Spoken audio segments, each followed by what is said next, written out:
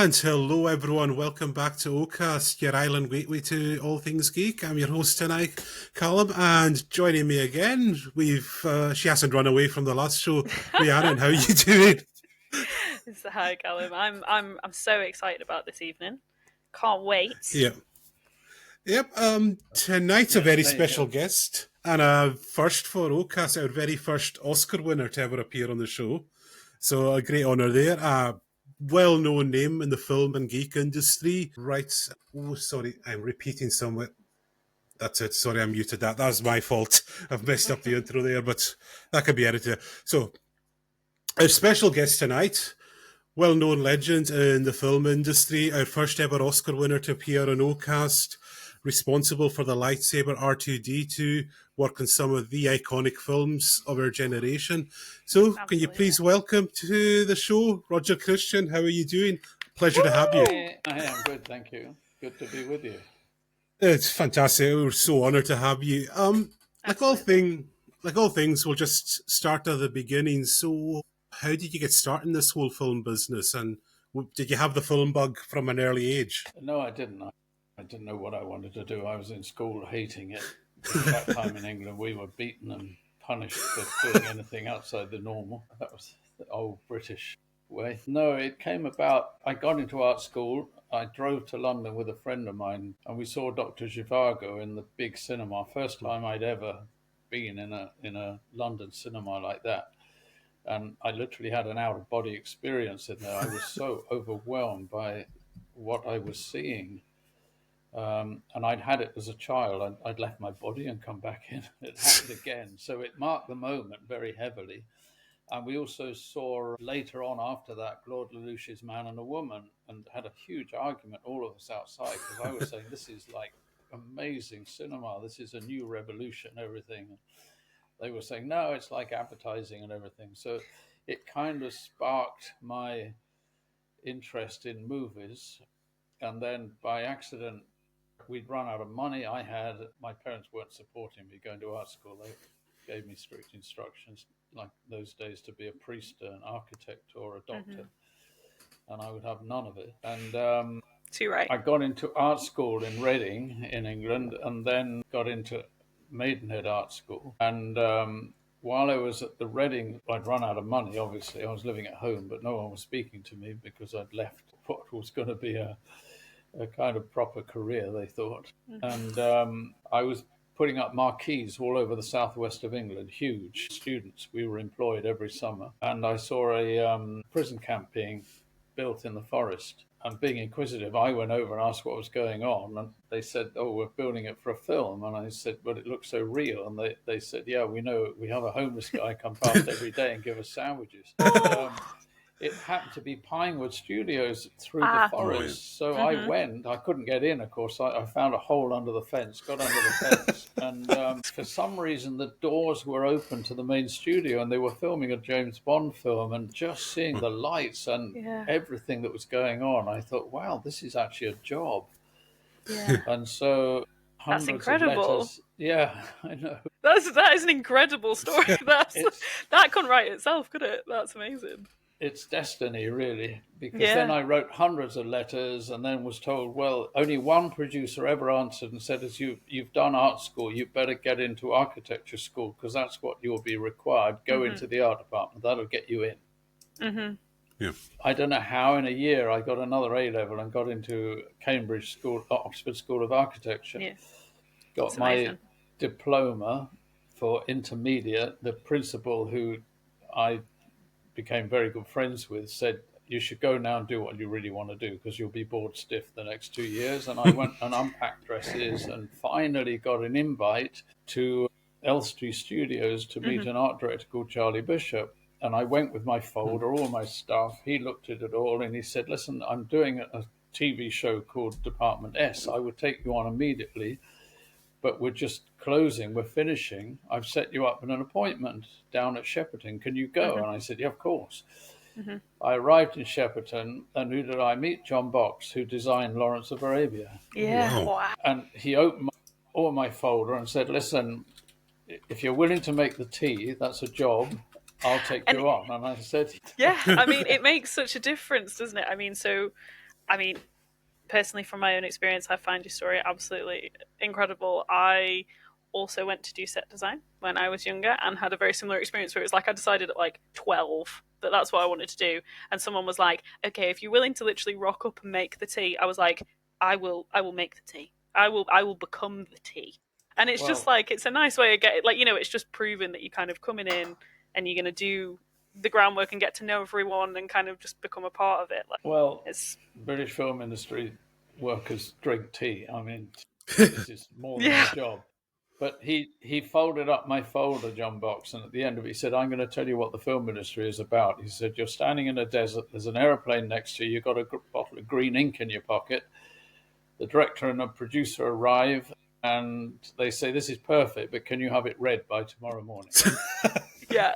He said, "You either do it or talk your way out of it, or suggest an alternative on the spot." And that kind of provided me for my entire career with the logical about how the film industry works. But it was a film called Oliver, and the sets on Oliver, the musical, if you ever see it, are Yeah. extraordinary. The canals, everything. And I was kind of at odds with everybody because they were all in suits and ties, and I come from art school and hair down here and Cuban boots.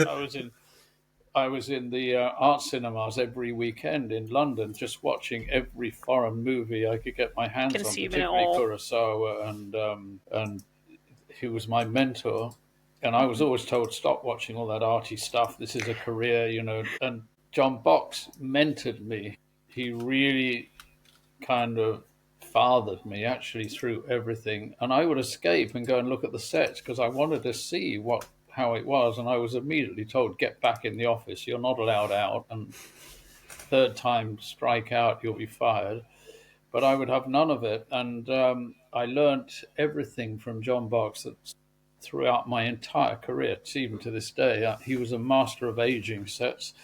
And finally, when they all knew I could draw and I could do all of this stuff, John gave me a prop. He gave me a box and said, "Could you make Fagan's box?"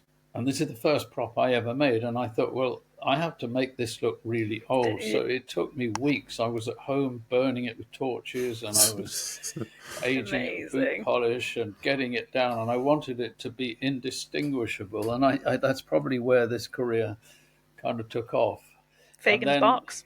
I just was so bored with this tea making and coffee and endless all day long. So I started to make worse and worse tea. Having shored up my position, they knew I could draw. Yeah. I watched them grimace when I left the room. You're just there, like, rubbing your hands together, like, yeah. Taste that aged tea. So I got promoted and I drew up one of the canals. That was my first set I ever did. And I drew up a canal and I aged it all down and made it look like an old Victorian canal. And that's where it really started. And I leapfrogged, that I had an offer to go to Rediffusion Television, in which I was told that's your death of your career. You'll never work. Because in those days, TV was... Yeah, it's a graveyard. Basically a graveyard, yeah. I joined this amazing period TV series being done with the art director, and I was with him down at Ighton Moat in Kent, and he said, "I got to go back and design the sets and get them built. Can you take over?" And so I was plunged right then into dealing with the director and getting everything right. So again, these are amazing experiences that I took the risk on. And then the first art director I saw, Charlie Bishop, was starting Randall and Hopkirk Deceased. So he invited me to go on that. And I was on the drawing board to start with, and he saw how bored I was. And I drew up a set that was for a crazed artist. And at exactly the same time, I'd heard the set decorator, the schedules were punishing. He unfortunately had a mental breakdown and they didn't think he was coming out. I got called down to the set that I'd drawn up and I thought, oh, I'm going to get fired because they can't shoot it. And yeah. The director said, "This is the best set we've ever had." They said, "Would you like to be the set decorator?" And that was it. I leapfrogged my career by 20 years of sitting on a drawing board trying to work my way up. And that's really how it came about in a short version. If I can just cut in there, this is when I've told my friends we were speaking to you this week, the main question they really wanted to, and myself and Rhiannon spoke, can you tell us what exactly a set decorator does? Well, when I was doing it, I was alone on this department, and the decorator handles all of the designer would build a set, he'd design it and build it. We had to put everything that went into that set. So you're like an interior decorator. Same for locations. We handled all the weapons. We handled all the props, every single prop on a set, and Wow. vehicles. I mean, we handled the whole lot.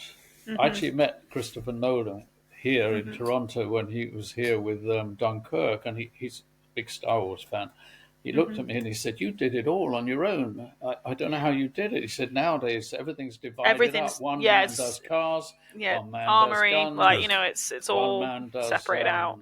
One man does, you know, tables and chairs. They break it all up. I was on my own. That's really how it was, and I prefer it that way than being broken up. Yeah. And so with that, how did you get the job in Star Wars? And just like from the start, did you know this was something special, or did it become more apparent the more you got to work with George? Well, two things. One, you know, I analyze this for my book, Cinema Alchemist, that the Britain at the time in the 70s, American culture was in the toilet. I mean, no one respected anything America in Britain. They had a very arrogant kind of self-opinionated attitude to everything. British was best always. Science fiction, I read a lot because I really like some of these writers, you know, and I include June here and Tolkien and Arthur C. Clarke. All of these I read a lot. You know, I would mention it at a dinner party, and I was told, "Oh, it's not Shakespeare, is it?" You know, that supercilious attitude that would put me down for doing it. So I was very versed in science fiction, and but not in cinema. I never liked any science fiction movie that was made, except for a little tiny movie Jean-Luc Godard made called Alphaville in streets of Paris. And I was asked to join John Barry, the designer, in Mexico on a massive movie called Lucky Lady. It was huge, and we were transforming kind of old Mexican buildings into rum running. It was a period film. Lucky Lady was written by Gloria and Willard Huyck, who wrote American Graffiti. And they were great friends of George, and they were writing some of the dialogue uncredited for Star Wars with him. And when George, what happened at the time, there was box office for science fiction movies. They were dead in the cinema. So each of the studios were also losing their audience.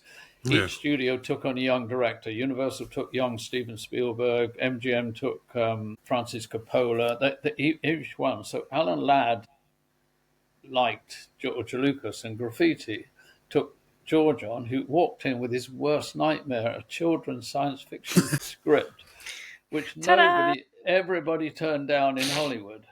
And so Alan Ladd gave it to the board, who didn't want to do it. They estimated the film would make $12 million. And in those days, they would divide that by 3. And that they said to George, if you can make your movie for $4 million, we'll make it. Well, the budget was 8 for America. We were half the price in Britain at the time because of exchange rates, and no one was working. And we had studios available, which weren't in Hollywood. So they suggested they fly down to Mexico to Guaymas and meet John Barry and myself, who were doing exactly what he was talking about. George arrived. I was making a salt factory and shoveling salt, and we'd making old buildings look like the factory building for the movie.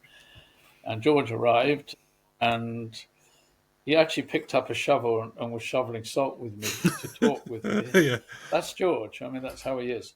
And he said, well, look, I'm trying to make this science fiction film. So I was brutally honest. I said, you know, I really never connected to any of the science fiction. And the latest one was Flash Gordon. And, you know, it's a particular taste, but I don't like it. It's very over-designed and plastic and not real. And the words he said to me didn't have to say anymore. He said, well, I'm trying to make a spaghetti Western in space. That, you know, every Sergio Leone movie is script is taken from all the samurai movies of Kurosawa, that exactly the same plots. And so I knew exactly what he was talking about. And I said to him, for me, like a spaceship is not these modern it's greasy and in a garage and dripping oil, and it's very real. So I only found out then in August, when I actually read the script, I described the Millennium Falcon perfectly. In the script, it says it's a piece of junk. And so I got hired. I was the third person hired on Star Wars with John Barry. And we arrived in England with no money, and there was no budget, and Fox wouldn't commit to it. And I really liked George. And part of, my work as a director in particular is you have to use your instinct about people. And I immediately connected with George.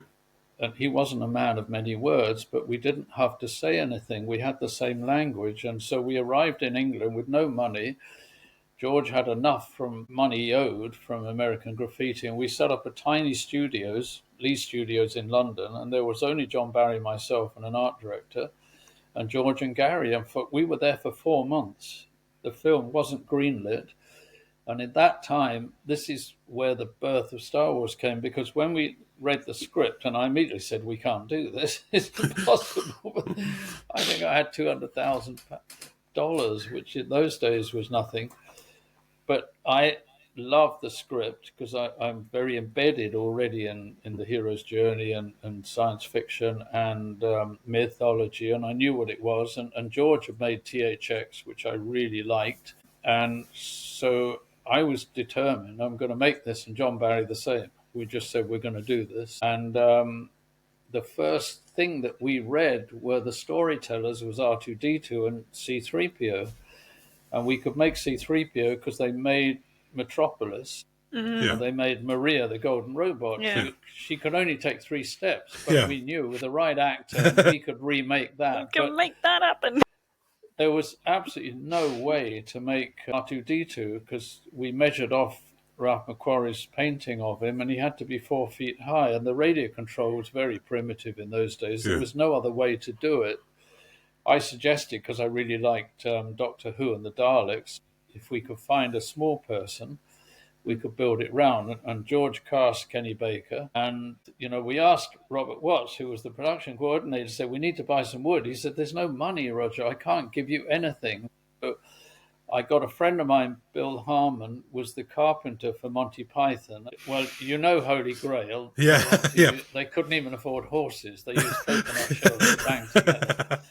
So Bill has a huge sense of humor. So he came on board with us, and he had wood at home in the garage, and he brought it all in, and we built a wooden R2-D2 base based on getting his legs through into the 2-legged version. And then he said, I can't afford to make a top, Rog. So I went to the scrapyard in the lighting company next door and I measured out a lamp top that fitted perfectly. So we hollowed that out, stuck it on the top. I grabbed a load of old bits of scrap from a local place called Trading Post, grabbed a handful and put in the reading lights from a decoder. They're still there if you look at R2. And Bill said, the little hands on the front, I can't make those, Rog. He sent me home with a penknife and a bit of balsa wood. Necessity is the mother of invention. So this is how Star Wars was actually made. And then we got him to walk eventually, which meant the film triggered because we could actually do it because they were the storytellers, And at the same time, my pet peeve with the science fiction movies was weapons. So I knew the gun hire facility in London very well. I knew the owners, and I went and said, listen, I've got to do this. I don't have any money, but he set me up with a desk, and I thought the blasters for the stormtroopers, I love a Sterling submachine gun, and I thought I could use this just as it is, but I better change it. So I got some T-strips, stuck it around the barrel, dug through their boxes and found these sights that would go on the top. And I stuck all this with super glue to show George. And then I thought, well, he keeps saying Han Solo's a cowboy in space. I found a Mauser, which is a wooden stock, beautiful weapon. And again, I stuck stuff on it. And made another of my phone calls to John Barry and said, I think you better, and he didn't know what I was doing. I had to go anyway. I said, you better bring George here, because again, this is a moment again where I'll be fired or I'm on the right track. And then George came, just smiled and loved them, and he stayed with me, and he got covered in super glue. We made Princess Leia's gun together. That's how Star Wars came about, and how I then didn't ever have, George never had to say to me, can you make this? How do you make this? What can you do? I just continued, because once they triggered the budget, we were only moved into EMI Studios on January the 6th, and we were shooting in March. I mean, for a movie this size, it was insane. We were working like, I was working 7 days a week, all hours of the day and night. The attitude, which is now much more known, of the crew, thought it was a pile of crap, all of them. No one understood it. George, to this day, there's a interview with Christopher Nolan on YouTube quite recently, and George on that says, Christopher, there were only 5 people stood actually by me to get Star Wars made, and I was one of those. And I think this whole attitude, why I talk about it, where I came from, meant I'm just going to stick against everybody and stick with George. The first day in EMI Studios, they said, get all the stuff you've done so far, and we'll get all the crew down and have a look and show us what you've done. Well, all of my weapons were laid out, everything. And these were submachine guns that could work. We could fire on set, which would do what no other science fiction gun had done. You got to blast out the barrel and a bit of smoke. And first AD came the head-on floor of the props, all of these people. He actually picked up the Sterling and threw it at me and said, this is crap. We're doing a science fiction movie for a major Hollywood director, and they went off to get me fired. My career has been with these moments, my career. And I was asked recently, what did you say? And I said, I didn't give a monkey's. I was with George, and I was going to get this done. And the crew hated me, I don't care. And they did. The DP was awful to everybody, even us, the art department. Would never look at drawings, would go on every set, said he couldn't light it, and was so rude to George on the first morning of shooting in Tunisia that Gary Kurtz was the intermediary between them. It's why George... It's beyond belief, though, because you just think, like, what's that person got going on that they just, they're just so, like, are kind of against that intuitive, like, creative spark that is so clearly happening between a group of people. Maybe it was jealousy. But you know what I mean? Like, to see that I think he'd become old and crusty, but He did the Beatles film, Help. He did Polanski's early movies. I mean, I thought, great, he did Dr. Strangelove, he's doing it. But he did say himself that when he first met George Lucas, took him to dinner, lunch, and lunch was next to the studio in EMI. It was a Chinese restaurant that had a 2 and 6pence special at lunch. Excellent. And I think he was affronted by that he wasn't at a table with wine. And he mentioned this afterwards in an interview. They didn't even drink wine. They looked at me because I ordered wine. And he said, I don't understand why they hired me, because I never liked science fiction. I have nothing to do with it. George hired him because, and he said this to me, and I understood it, I'm making a documentary. I'm not making a science fiction film. He hired him because he didn't want a science fiction look. He wanted a Western cowboy look. And the DP was kind of against that all the time. And I think he probably didn't like the way that Sergio Leone had made the Westerns. They weren't classically made. So that's really interesting. Yeah, I know. So it was a group of like 5 cinema revolutionaries somehow. But it's like all in the, that kind of like the room where it happens. It just reminded me of that song in Hamilton. I know that's a complete segue, but it's like, it's the room where it happened. Like how did fate align that like all of you were there in that one time and place? Like, that is destiny. Incredible. Yeah, destiny, absolutely is. It was, and George has a unique ability. If you look across the board, he hired Joe Johnson, who really, with Richard Edlund and John Dykstra, they were beach bums. I mean, Joe Johnson took the job. He was a surfer because he needed some money. didn't care what it was, and they found out he could make models and he could draw storyboards, and he's had a legendary career, same as all of them. They were all fledgling people, even the poster designers. And the unsung genius of Star Wars is Ralph McQuarrie, the artist, who painted 6 paintings while George was writing the script. And he worked for Boeing. He was drawing jet engines and things. So George had a unique ability, and he says it himself, I hired people who had enough experience to do the job, but not enough experience to say, no, Gov, I'm not doing that. Yeah. So we were young enough and all like students and foolish enough to go ahead and get this thing made. And I'm so glad we did. Yeah. And that was the recipe that shaped the world, quite frankly. Yeah. Yes, it's changed the world, this film. I'm just want to go back to the R2-D2 build.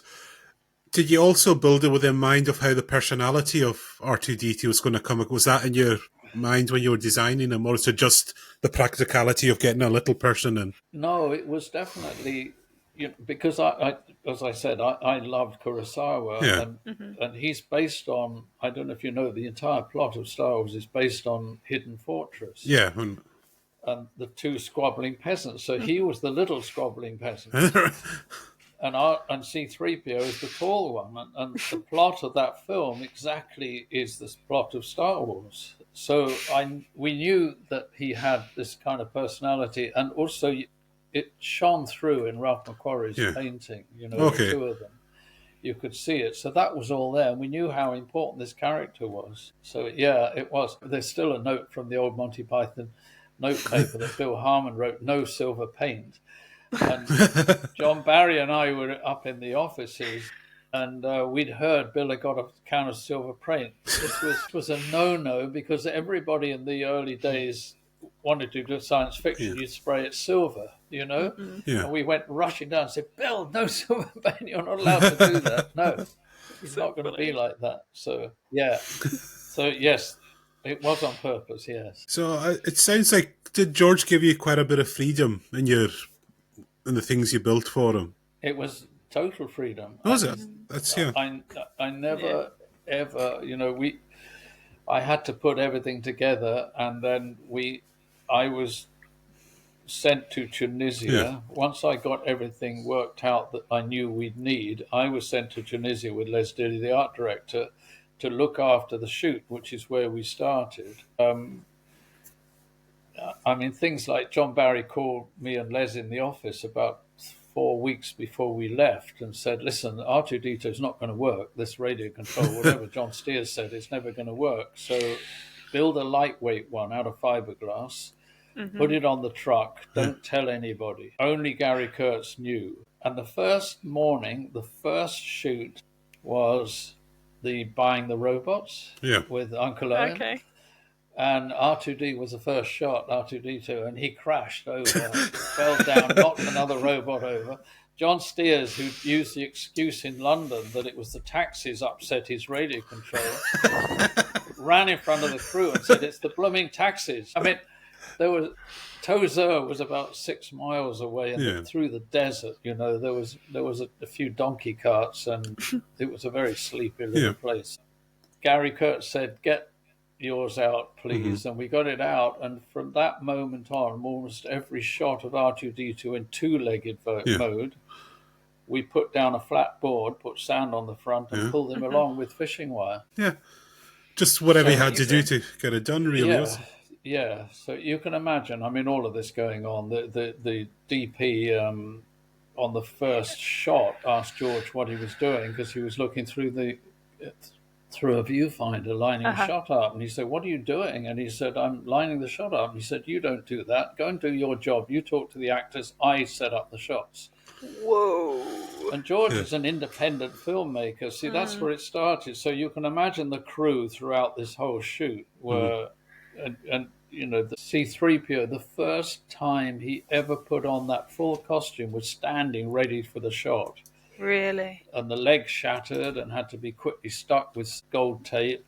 And it was kind of string and sealing wax, really. We got it in Britain, but it was that kind of way of getting everything done that we could. And so George never, ever asked There was no for sort of anything. micromanaging. It was kind of like he trusted you to be able to come up and adapt with those problems as they were. You know what I mean? It just sounds like you had a really good understanding of each of the skill set. After seeing the weapons and seeing our conversations, and at night, sometimes we get a 16mm projector and we watch Silent Running, we watch different movies. We were friends. And so he just trusted that I would bring everything. And John Barry, the same. John was a massive help to George, huge. And I can't remember, no, there was nothing ever. I mean, I wrote Cinema Alchemist, my book, because everyone said I'm the only one, unfortunately, who knows how we put it all together. Next to George and I put this whole look of the film together. And I think it tells you, it was republished this year, and George kindly wrote the forward for me, which he never does anything on Star Wars anymore. It's this book, Cinema Alchemist. And it's just one little thing. He said, I could tell you about the day that Roger showed me a flash handle from a 40s camera and suggested it would work as a lightsaber hilt. It was an inspired idea that cost nothing. That's the kind of thing I really enjoy. It was probably one of 20 inspired ideas that Roger brought to me that day. So that kind of sums it up. That's George just himself. Lovely. Yeah. That's just, and what a nice thing to say, It's very touching because in 10 years he doesn't do anything. They asked me for a forward, and knowing that George wouldn't do it, but I thought, I've never asked George for anything like this, so I did, and he wrote it. And it's a very beautiful thing to say as well, and an absolute credit to yourself and your creative genius as well. And it's also, he stood up for him in critical situations, and his unwavering support made a difference. That's why Roger is more than a respected colleague, he's a trusted friend. And I think that, and I've never denigrated Star Wars, and I stand by it. I'm doing what I can with this book. I've just finished a documentary on it, and I'm doing what I can, because this film has changed the world. And it really did. Really did, without doubt. And there's nothing against religions, but they're not connecting anymore. You don't preach. And Buddhist philosophy is you tell stories and you get the ideas across. And George, I think, gave the world something to believe in, which has the right values, especially for children. He made every film for 12-year-olds. So I believe in that, very strongly. It definitely came into contact, I came into contact with Star Wars around that age. I mean, this has spanned generations of people, to the point where on the last census, I will say I put Jedi. Well, there you go. But because that was something that was shown to be by my grandparents. You know what I mean? It's something that is it has that community, it has that timeless messages that about connection and place, and you just automatically feel like you're there. It doesn't age in the same way because of the amount of effort. You're talking about all these hands-on sort of the props, everything is, you're there, you're in it, and it's beautiful. Well, that's that. I had to go on the road because the publishers don't publicize anything anymore unless you're J.K. Rowling, and so I've been for the last year going to fan events all over the place. And every single one, I don't think there's one person in the hundreds and hundreds I've met who haven't said to me, Star Wars changed my life. I take this very seriously with all of them, because these are, and Star Wars itself, we are all Luke Skywalker. That hero's journey is everybody. It doesn't matter if you're male, female, whatever you are. That journey is all of us, and those trigger moments help you to find yourself, which is the classic hero's journey. And George buried those. He was mentored by Joseph Campbell, who spent his life as a mythologist, and he mentored George into how to connect the certain points of the hero's journey into the story. So it's very important. And I get so many families coming to visit, and I always tell them, you're proof of what George wanted. He wanted a film for families. And it's absolutely. It's kind of interesting you're saying that you worked on the film Universal for Families, and then after that was the film that universally terrified everyone. And it's also used tech, but in such a different world. It's a dirty, downtrodden world. We're talking about Ridley Scott's Alien. So, like, I'm very curious, like the difference between working with Ridley compared to George, and yeah, I've always been curious. Both incredible visionaries in different ways. Yeah, it came about. I was designing Life of Brian with Terry Gilliam, All and right. a few weeks before, Ridley. I knew Ridley and his brother. I used to art direct commercials for them, and so Lord Delfont, who financed Life of Brian, read the script and said he cancelled it on the spot and said it's blasphemy and he cannot be doing this. So I went up to London that day because they wanted to talk to me because they were determined to make it, and asked how I could stay involved. And Ridley called that same day. He called the office there, because there were no cell phones in those days, and said, "Get your backside down to Shepperton, Roger. I need you here." He'd hired Michael Seymour, he'd done movies, never a science fiction movie, and he used to do all of Ridley's commercials for him. And so he'd built the Nostromo, and Ridley wanted that claustrophobia. They opened up the stages in Shepperton and built it over 2 stages as a ship that you went in one end and you had to come out the other end.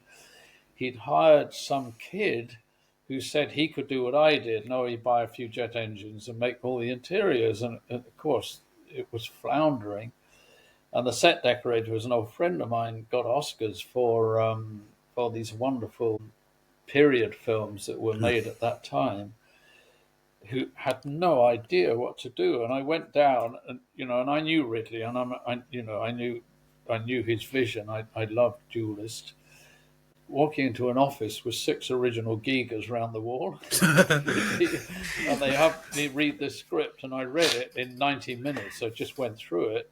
Whoa. And said, "Are you on?" I said, "Of course I'm on." And Ridley then, well, it actually sums it up. I was walking across the studios to go and meet Michael Seymour. I knew him, but never worked with him. And the set decorator, Ian Whitaker, ran up to me and hugged me and said, "Oh, please, what do I do with all this scrap? I don't know what to do with it." And so Ridley had to do a screen test for Sigourney Weaver because he was adamant she was right for the role. And the studio, of course, wanted a star in that role to help. And this, like Star Wars, where there was little faith, in this one there was faith because Star Wars had made so much money, but this was the first R-rated science fiction movie, and they didn't think it was going to work. So he said, How much more proof do they need?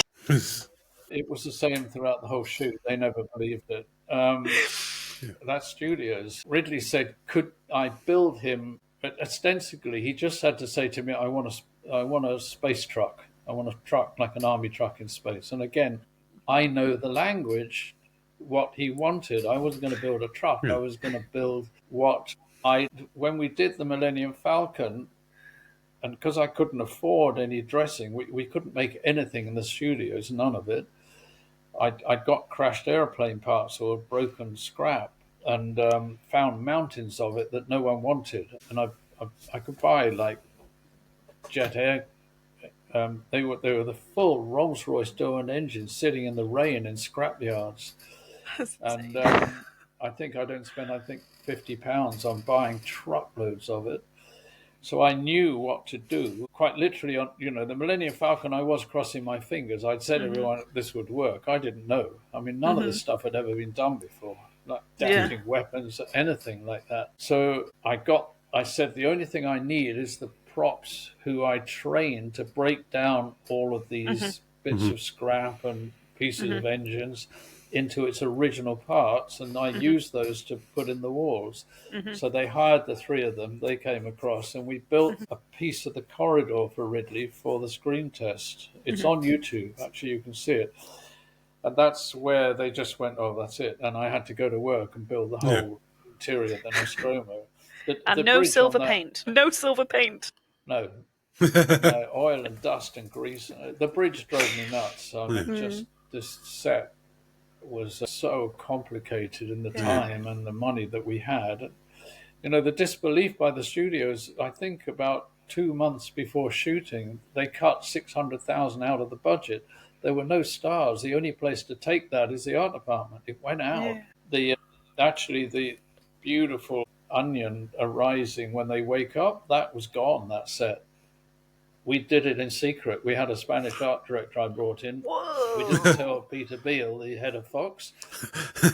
And Nick Older, the special effects, had some pistons left over. He had those canopies. They were jet engine canopies.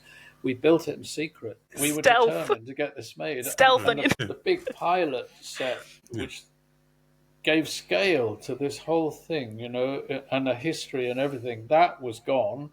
And then the only way that got saved is by building the center part of the pilot on a round turntable, and we could only build half of the wall behind it. So Ridley turned it around for the reverses, and that, you know, this was going on throughout that film as well. They were very low budget movies. But it's absolutely amazing to hear that, like, these like absolute icon moments of cinema were just like, yeah, I'll just, you know, scrap that out, or like, you know, like weren't taken as it, or you're having to like stealth construct and build these in your own time to get them in, because you know it'll have, you know, the impact that it will have. Like, that's why I wrote this book, and that's why, because, you know, nowadays kids, you know, we're in fourth generation of Star Wars and Alien now too. Yeah. And, you know, they see huge Hollywood movies. Well, this started with a ragtag group of revolutionaries, including George. He says on the blurb, a crazy young filmmaker with a crazy idea came to London, and Roger had enough crazy ideas to help me do it. I think it's more of a mentoring. You know, the last line in my book says, don't let anyone tell you can't, you can. I put it simply for people, and I think that's, you know, these are all things why I'm now out on the road, and now it's just fledgling, starting a proper YouTube account and doing everything now to put all this out, because unfortunately I am the only person who knows how we did it. That's why I was forced to write the book, because it's a legacy that will have been lost. Yeah. And including Alien, how we made that. Yeah. I mean, speaking from a perspective of somebody who went to university and did set design and construction and things like that, it's so interesting to hear, you know, you talk about this and like literally the sort of the absolute, you know, again, the kind of the iconic, the father of these things, that then when it's kind of been, it's been changed and changed and changed, and like now you kind of go, oh, you kind of have to learn it in this prescript way, and you have to do these things, and you have to, and it's kind of almost gone back, and you're like, when this is where this came from, like how has that been so misconstrued again, like out into this sort of like that there's a certain way to do it all, and you go like, but it's about that. As a set decorator, I didn't just go, oh, okay, we need this set, oh, we need like the lightsabers, for instance. I analysed who the characters were, who would be holding them, which is why I made a very different one for Obi-Wan Kenobi and a very different one for Darth Vader, with his look clinical and like the Death Star, and Obi-Wan's had to look like an old desert mystic. You know, and I grew up with King Arthur. I knew all of these stories, so I think there was a lot more to it, and we didn't have to talk much about it, but George knew all of that, and Ridley as well. There was an immense amount of trust in me from both these people. And in fact, there was a job no one wanted on movies, which is standby art director. You're by the director and you have to make sure everything's right and get everything done, and it's a panic job and everything. I was lucky in that the fact that Nostromo was completely built before we started shooting. All the interiors were done because Ridley wanted to run around with the camera and do those opening shots, and build up the claustrophobia and everything. So I then said, listen, I want to go standby. So they said, yeah, you do that. So, you know, I wanted to be a movie director myself. So to be next to Ridley, that was the best thing for me. And, you know, again, this movie, no one knew how to do it. When the ship wakes up, the helmet visor, there's a reflection of the computer waking up. No one knew how to do it. And I'd done some art installations early on, 8mm, and we projected things with little projectors. So I said, I think this might work.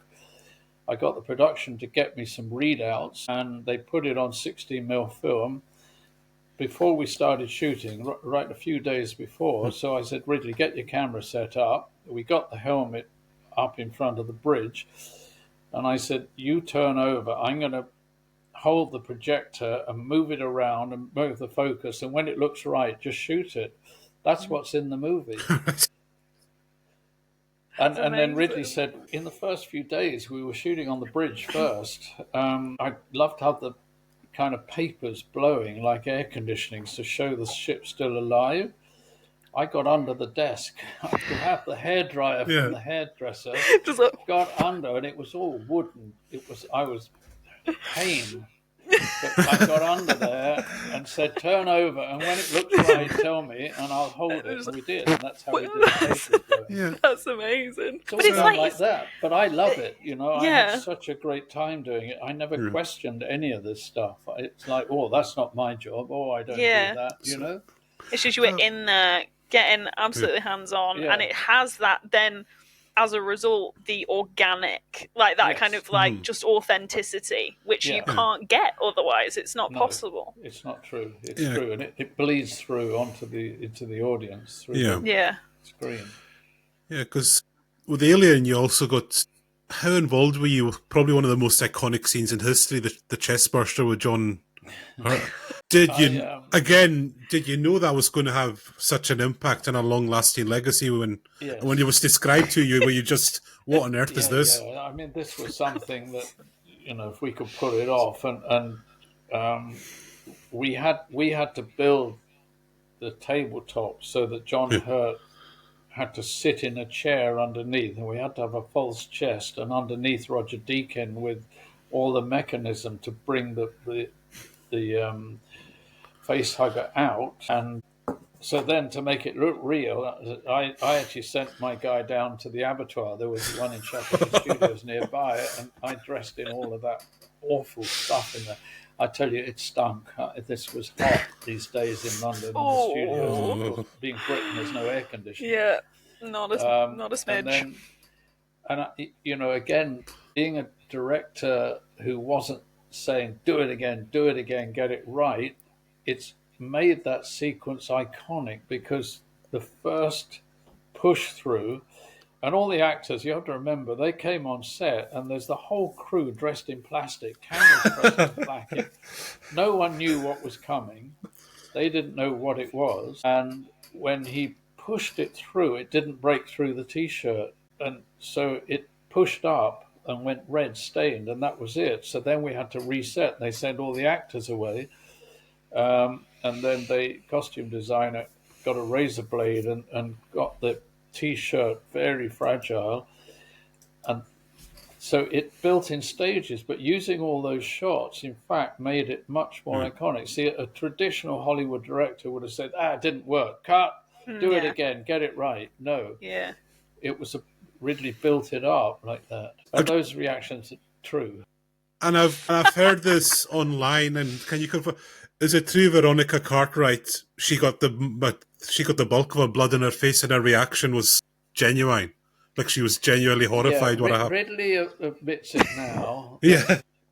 That underneath then the special effects, and he's a genius, Nick Older, who took this over and was doing it. And he quietly said, listen, put some more blood in there and squirt one of them right at Veronica.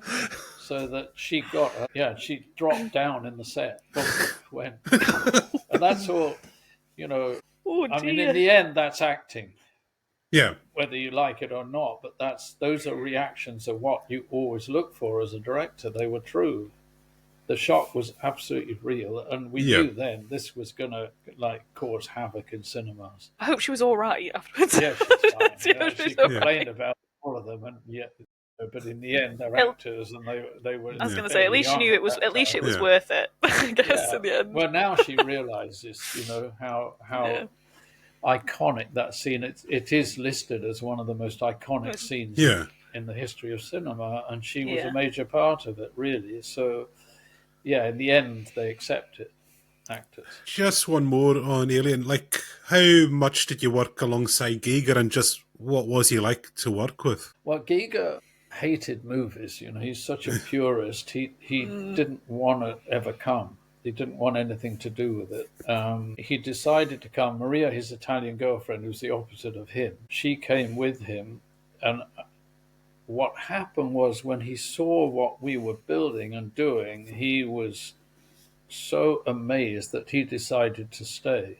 So I was the one as a set decorator. That was my job. I went down. Well, I was art director, but I was in charge of the whole look of the film on that one. I went down to see him. I said, HR, what do you want? And he said, I want bones. Okay.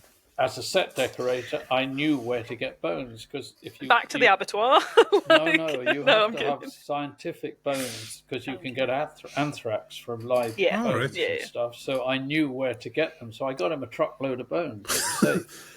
And we built him a little out of movie set pieces. We built him a little shed in the middle of the studio. So he wanted clay, and I got him all the right stuff. And what he did was sculpt each of the sets, the landscapes in miniature, using the bones and clay, and then he airbrushed the colors on it. It was amazing.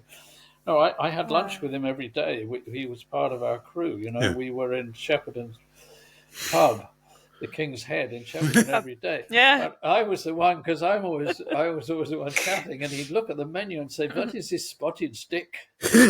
It's a pudding with currants in it. HR. And the other one that got him was pigs in a blanket. He didn't understand because they'd use all those names, you know. Yeah. And I also heard a rumor when he was in the pub he liked to just go up to the piano and start playing jazz. I never had that with him. We never had time. No, I I've don't heard know that. when that must have been afterwards, but we were in order back to the set again. We were. It was. I had a new girlfriend at the time. The only time I could see her was she would come to Shepperton on Sunday and have a quick picnic out on the lawns outside the old house with us. That was it. I would get home late at night and I'd fall asleep eating every night. It was exhausting. Yeah. When Ridley came in one day and he had marks across his forehead, and I said, "Are you okay? What happened?" And he said, "Oh, He fall asleep at the table. no, he had he was on his third Rolls Royce by then. He was the biggest. He was the biggest advertising director in the world, and he said, "I'm relying on it driving home. I fall asleep and I bang my head on the steering wheel." He was so tired. Well, I'm glad he made it back in. Yeah. We're Crikey. just coming up. A lot of stories. All these stories are in Cinema Alchemist. There's so many. Well, we've just got a few questions that came in. We've got one or two questions that came in there. So Grouse is asking, just what was your favourite proper costume that you built? The lightsaber, Luke's. Yeah. The first one ever that I built. And they call me the father of lightsaber. Now I'm told it's the most iconic prop in the history of cinema, which I probably made for $15. I just, this is where, when I read Laser Sword in the script, it immediately came back to me of what do you remember about King Arthur? It's Excalibur, the power of this sword. And I knew if I could get this right, this would be the iconic kind of vision of Star Wars. But there was nothing like it. Every other film I'd ever done, I go to museums and look and get books and look at, we didn't have Google or any of that stuff in those days. You had to go to a library and look, or art galleries. There was nothing ever. And even Ralph McQuarrie, the only image was in Darth Vader's hand in a corridor, and you could just see the ends. That was it. So I had to use all of my kind of instinctive imagination to think, what would this be like? And I go back to Kurosawa's samurai swords and the swords in history, everything. I couldn't design it. And again, we had no money. I couldn't make anything in the studios. When I first realized if I used junk and broken cameras to make things and broken washing machines, anything, I had to find things that I thought instinctively would do. And the day I found those 3 Graflex handles in Brunnings, the photography shop, again, it's another of those destiny moments. Like when fate, I picked them up. absolute fate. And it's if anybody like me looks at them, you don't know what it is. It's a beautiful object with a red button. You don't know why it's there. And I thought, wow, this is it. This is a lightsaber. I better change it a bit. So, it's this thing here. Oh, wow. I got the buyer to put me some T-strips. So I made a handle out of it. And by luck, I didn't like this clip. Mm-hmm. And I broke down an old calculator because I would unscrew things and see what was inside, if I could find anything. And that fitted in here. And that's it. That's what George talks about when I came across and said, I think I found the lightsaber. All right. And I think it's still my favorite. My second is R2D2. Yeah, That's a close second. Yeah, it's a very close. He's the children's favorite everywhere, and he's such a wonderful personality. Mm-hmm. I think, yeah. Yeah. And I was going to point out the other thing with the lightsaber, that's like 3 departments coming together to create it. Because it's what you did, what Industrial Light and Magic did, and then Ben Burt, and it all combined into that. I mean, how did it feel when you actually saw that come together for the first time? Yeah, that was, there was no way to do the blade. You have to remember this. And again, at one of our meetings, we would meet in my office in EMI Studios every morning at 7 in the morning, because I had a little fridge. I had some tea bags and some milk, and everyone could get a cup of tea in my office, which there wasn't open anywhere. And I also had McVitie's chocolate biscuits, which the entire So you didn't stay. on. I was going to say you didn't stray too far from the tea thing. Then you definitely honed that skill. Well, it was the only time we could meet in the morning. We were so busy, John and I and Les, that we would sometimes, like ships in the night. We were just getting done what we had to do. They were talking about this, and I said, I used to do art installations. Another thing I did was we took from projection paint and painted it, and I got it to glow. So they said, oh, well, go and try that. Mm-hmm. So there was a meeting. It's down in the archives. There was a meeting in the special effects department. Of course, the DP turned up and said, no, you're not doing that. You'll ruin my set lighting. And George overruled him and said, go and do it, Roger. And we got a stick, and I made several of these Graflex handles. And the second one, the special effects drilled it out, put a little motor in there so it would vibrate and turn at the same time. And it worked. We actually got a glow out of it, which enabled the fledgling ILM at that time. The only way they could do it was they had to animate each frame by hand. It's called rotoscoping. So that, and I have to say, equally, and I talk this out in the book, and I had Ben Burt describe for me in the documentary.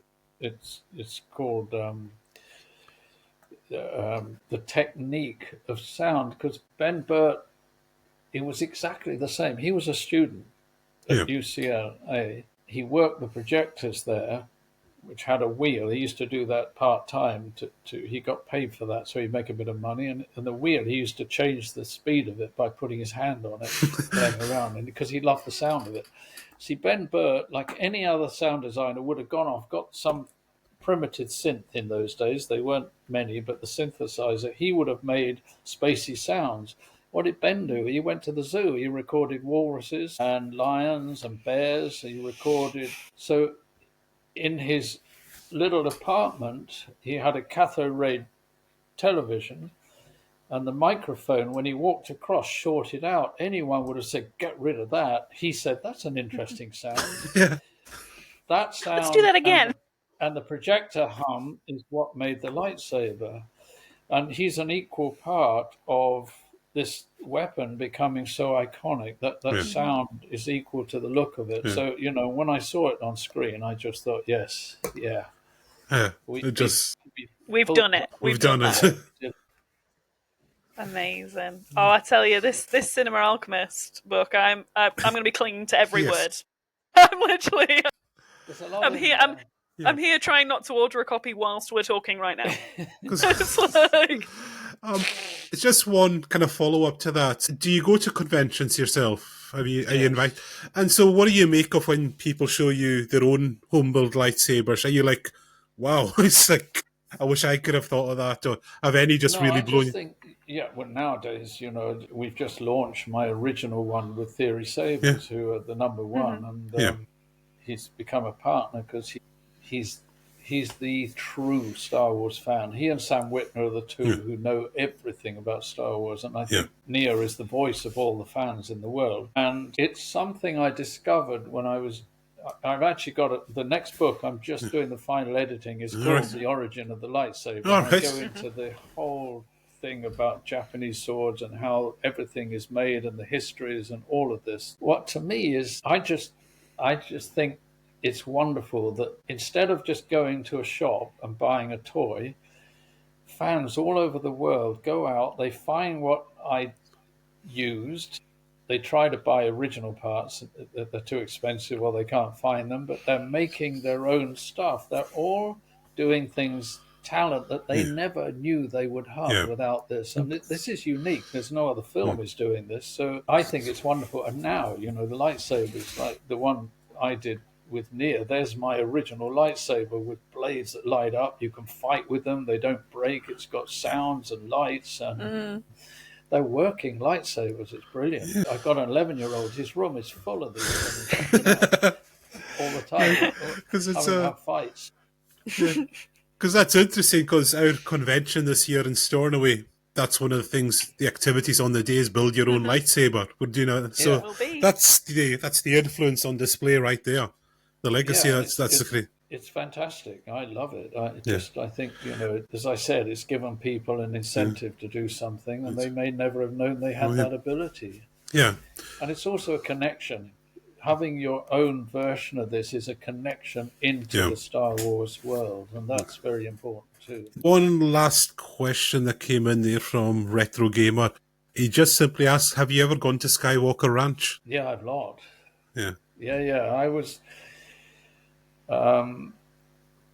I was there when George bought the land and they arranged a picnic, and I was doing Phantom Menace. I was directing second unit. So they had me at the picnic there, and it was just fields then. There was nothing else there. And that's when David West Reynolds was a young kid who was a Star Wars fan who went on his own. He was an archaeologist and went and found in Tunisia all the locations, because at the end of this film, the other thing you have to remember, everything was dumped. No one thought this film would ever come out. When Rick McCallum began as producer, they had to go back and shoot in Tunisia. There was no records anywhere of where we shot. Nobody knew. And he remembered this kid, David, phoning in, asking about the locations. And David, on his own money, went with a little crew to Tunisia, and using archaeological techniques, he matched up every single shot in the film to the location, the camera angles, everything. And Rick McCallum flew him to Tunis to meet the designer and the DP. And again, it was the same situation. There were these hardened industry professionals, this young kid going, well, this is where you shoot. He said the first day they treated me like a little student idiot. By the end of that day, they were eating out of my hand. They were literally like, what? Please tell us more. Yeah. And at the end of that, Rick McCallum said, David, come to the ranch, just come and see us. And he said, I'm an archaeologist. What am I going to do? He said, just come and hang out, please. So he did. They made him the head of literature, and David wrote because he knew so much about everything, he wrote the Star Wars dictionaries, which are the first details of all the props, the sets, everything. And he wrote about 6 books there. He went through the archives, went through everywhere, and John Barry and my name were never mentioned because no one knew what we did. There were no records anymore. And my goodness. All the ILM stuff is recorded because that was where George was and heavily involved. So I was at this picnic field. This is answer your question. It's a long story, but this kid comes down to me and says, "You're Roger," and I said, "Yes." And he said, "I've got to ask you some questions," and it became a very, very, very strong friendship between us. So he's the one who forced me to write this book, and in fact, he's put the second. I had him do a second forward, which is all about this, about how I came up and did everything, and so.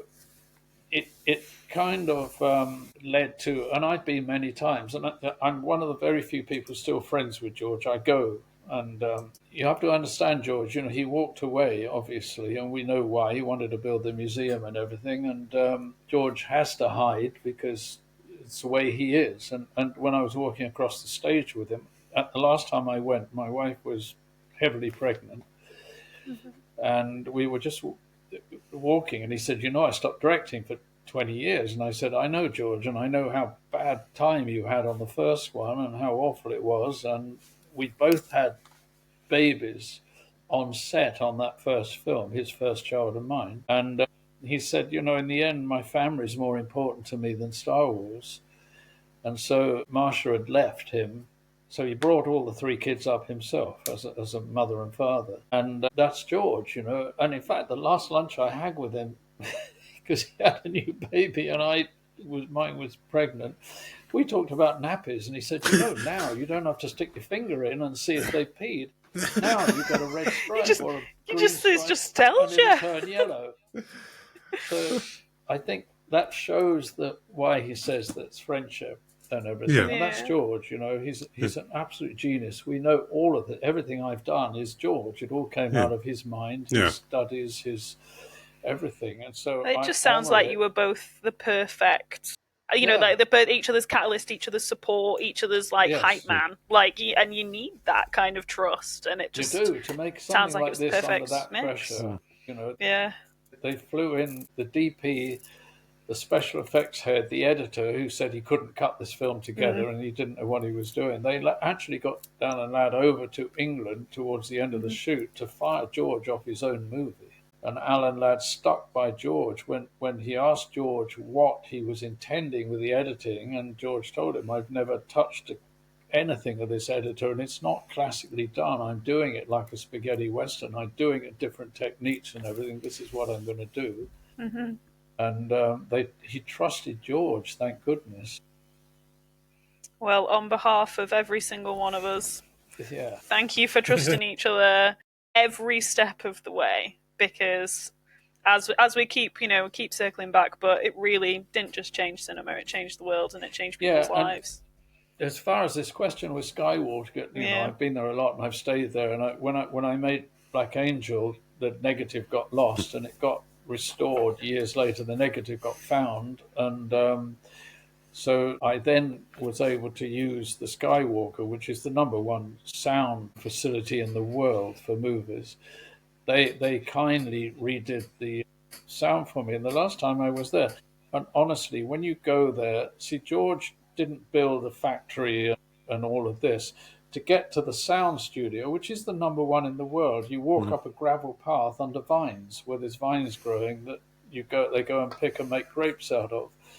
The New England house, which is the home of Skywalker, George designed even the hinges, even the doorknobs, every single piece of that George designed himself. He created an artificial lake. There's organic gardens. It's amazing what he did. And in fact, he revived all the local crafts that were dying out because it was made. Tiffany lamps are there everywhere. It's beautiful. All right. The screening room and the library, you just want to go and live in. I feel like I do, yeah. That sounds amazing. That sounds beautiful. Yeah. That further answered his question about it. Okay. If anyone can ever go, then they'll see. Yeah. Amazing. Okay, well, that we've kind of slightly run over, but I don't think anyone's objecting to that. So. Absolutely not. All right. I could listen to you talk about this literally all evening, Roger. So, thank you. Yeah, Roger, if people want to find you, reach out to you. I know you've mentioned your book, so you can do a plug here for it. Yeah, it's on Amazon, that one. So, and there are all the stories. And I said I wrote it as a mentorship. It's not like, look what I did, how great was I? It's all done, just practical. And how I made Alien and how I made Black Angel, because I made that in Scotland. I made the first 2 movies in Scotland. It's like a huge kind of connection for me. Yeah. And the first one, I'd never seen Scotland before put on cinema ever. And so I went trying to be Kurosawa with a wide-angle lens and no money and created, I think, the first time anyone had ever seen that stunning beauty of Scotland on the cinema. We are spoiled. It's true. Yeah. And the second film, Dollar Bottom, which the negative is actually missing, I've just found some old D1 and D2 masters of it. It won the Academy Award, 82, for Best Dramatic Short Film. And it's all Scottish actors. So I have a huge affinity. They're always asking me, can't I go and make, because I'm doing the feature of Black Angel, can't I go back and shoot it there? But it depends on costs and everything. Yeah. As all these things do. Yeah. Yeah, so Galaxy Built on Hope, which is the documentary, which is hugely expanded. It's 2 hour 20 fan special of everything in the book and more. All right. That at some point I'll get out. I take a few copies that I've got to some of the fan shows and Okay. sell a few there. That's all I can do at the moment. But eventually we'll get this out into a streamer somewhere. Yeah. In episodes, but it's the legacies. I had to do it, Okay. and they can't can wait. find me anyway through that. On Instagram is the easiest way. It's Roger Christian on Instagram or Facebook, and I am starting now because I realise, like with Theory Sabers, I have to now, and this is everyone's encouraging me to do it now to get all of this properly managed and put up into. All the stories and everything to be told, and everyone wants me to tell it. So. Yeah. We do. Yes, we do. It's true. We do want that. I will, and hopefully I'll get back to Scotland. Yep. Absolutely. Well, we'd love to see you. Well, that leads into a question we ask of all our guests. Would you consider coming up to our humble little convention if you had the chance? Yeah, it would be We would. wonderful. I mean, We would love to host when you. Black Angel Negative was missing. George's copy, the print, had gone missing off the ranch. They looked for 2 years, couldn't find it. Mine got destroyed when I was making Nostradamus. I was directing in Fire off Romania, and the effects company went bankrupt and everything got binned, so there were no copies. And it got found in Cinema Alchemist. And a young guy, Guy Veal, who saw Star Wars when he was 5 years old, his dad took him to see Empire.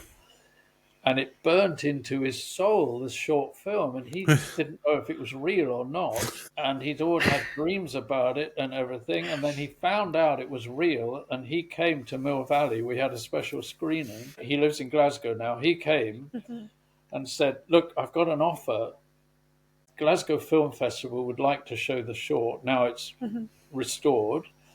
And if you're willing to come with me in the car, and we'll stay in little hotels, we're going to go around the 4 cities and have a